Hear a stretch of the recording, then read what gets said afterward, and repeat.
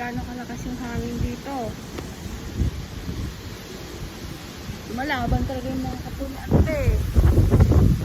Oh. Ang init dun pero naman namumula na ako sa init, nakakalakad, pero tingnan mo naman ang hangin na ako kalakas. Oh. Ang bagyo yan sir. Laban na naman yung puno.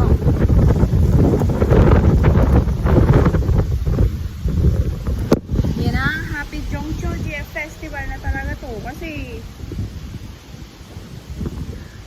lalabas ka, hindi ka makalabas kasi mainit.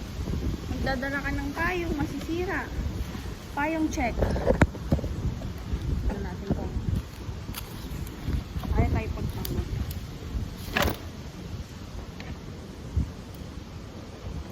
Hindi.